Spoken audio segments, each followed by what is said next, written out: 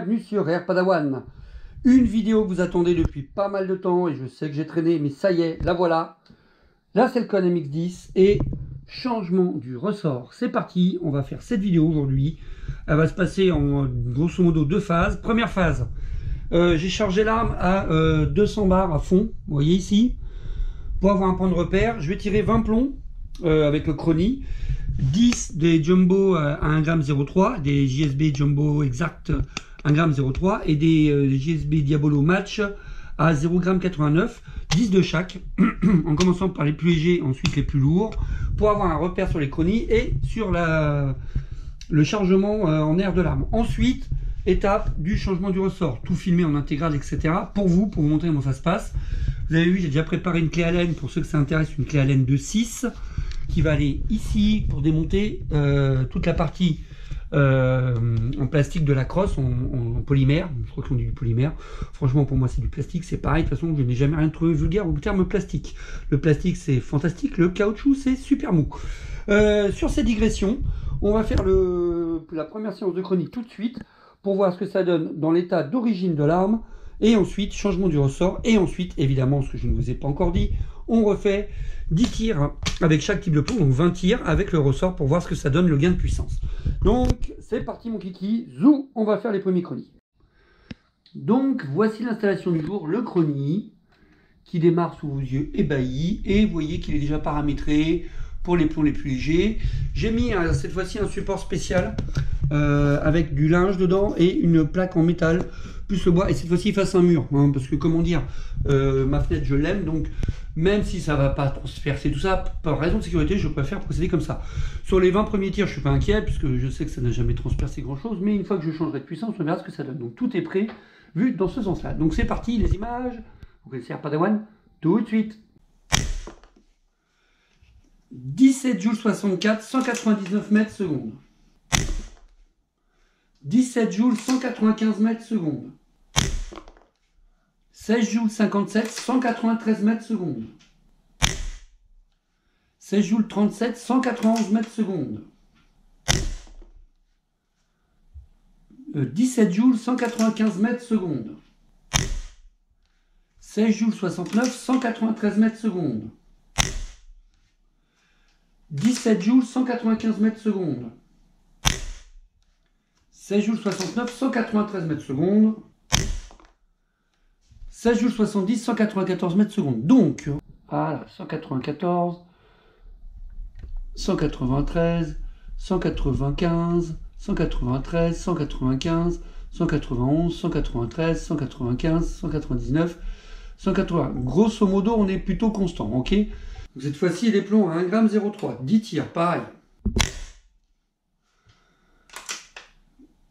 16 joules pour 16 joules 83 pour 180 mètres secondes. 18 joules 29 pour 188 mètres secondes. Raté, ça c'est comme moi, comme d'habitude, vous me connaissez. 18 joules 71, 190 mètres secondes. 17 joules 54, 184 mètres secondes. 17 joules 4, 183 mètres secondes. 17 joules 182 mètres secondes. 17 joules 61, 184 mètres secondes. 17 joules 67, 185 mètres secondes. Et il faudra le dernier tir. Comme d'hab, je fais ça bien. Donc, résultat des courses. Je tire foiré. 185 mètres, 184 mètres, 182 mètres. 183 mètres, 184 mètres, 190 mètres secondes, foiré, 188 mètres secondes, 180 mètres secondes. Et là, on vient à la précédente version. Ce que vous avez dû comprendre, je pense, sur tous ces tirs, c'est que l'arme est ultra régulière dans cette configuration actuelle, qui est la configuration d'origine, et on tire en moyenne, allez, on va dire, à 17-18 joules. Je dirais un petit 17 joules 5 si on établit une moyenne, je pense. Donc, qu'est-ce qui se passe? Je laisse les paramètres tels qu'ils sont dans le Chronie, et là, par contre, cette fois-ci, on va aller changer le ressort. Donc les images du changement du ressort tout de suite. Regardons ici notre jauge. Nous avons perdu 0,2, enfin 0,20 précisément. On est à 180 maintenant. D'accord? Après 20 tirs. D'accord, elle est vraiment top pour ça. Ici, ça ne bouge pas, c'est d'une constance absolue. Donc, le ressort, n'est-ce pas? La clé Allen. On va démonter en premier la crosse. Vérifiez que votre arme soit déchargée et en sécurité. Ok, pas de plomb engagé, rien. Preuve en air, regardez. Je peux presser.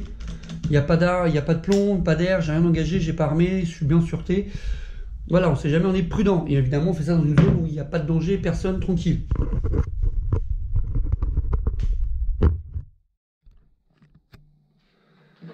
Donc, première phase, je dévisse la crosse.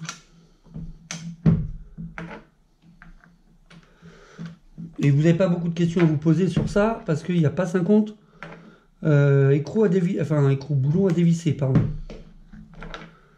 Vous voyez, clé Allen de 6.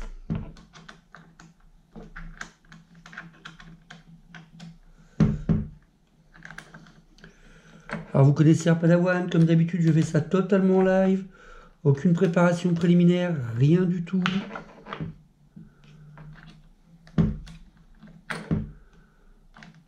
Ah ça y est, c'est dévissé. Voilà, vous récupérez cette petite chose, vous la mettez de côté comme d'habitude. Et comment ça se désolidarise cette histoire? Oh, super simple. Et franchement, c'est une simplicité biblique, hein. Vous avez juste à lever.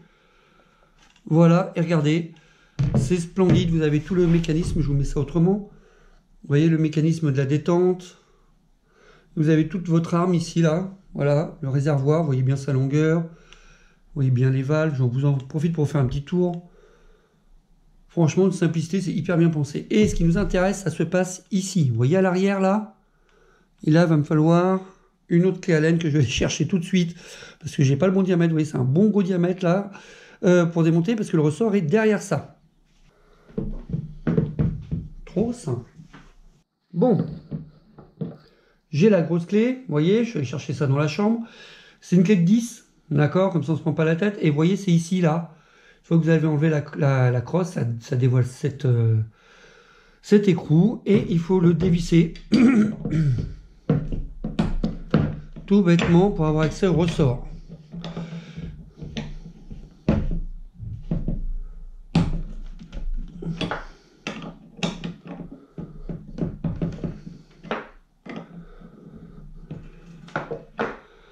Vous entendez le bruit du ressort?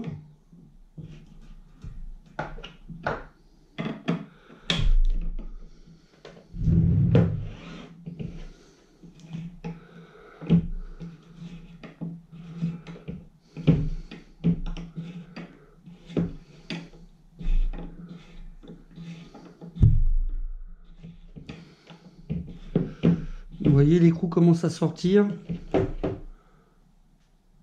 J'espère que vous voyez bien. Donc c'est un petit peu long, hein, parce que là c'est en direct. Hein.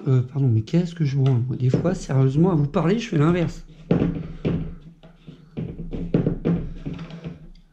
Et voilà. Et voilà le fameux ressort. Voilà. Et je crois que j'ai compris la différence entre les deux. Il y en a un qui a l'air d'être un peu plus souple que l'autre, plus détendu. Donc ça, c'est les ressorts d'origine. Ok. Ça, c'est le ressort qui me permet de monter à pleine puissance. Vous avez vu la complexité du changement. Hop.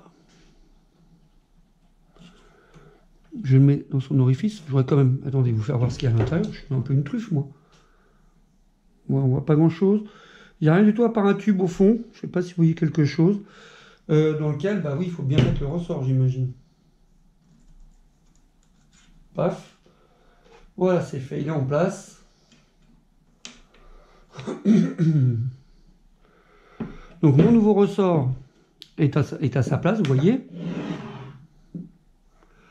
Et là, tout simplement, qu'est-ce que je fais? Je revisse ça.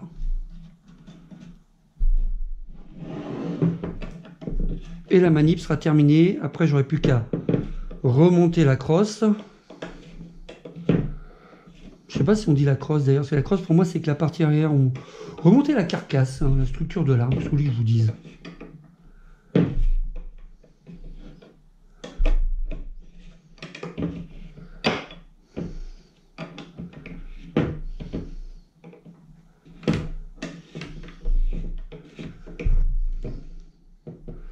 commence à être dur.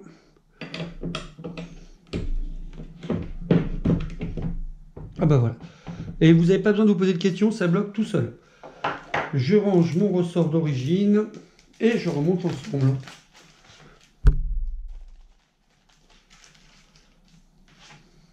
Est-ce que ça va être aussi simple à mettre en place que ça n'est été pour le sortir?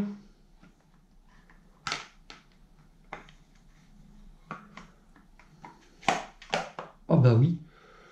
Hyper simple, vous avez vu? Hop, je reprends ma clé. Et je visse.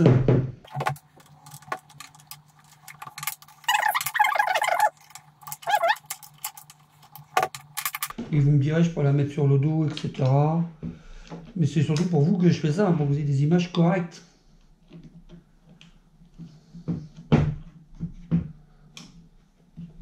Et voilà.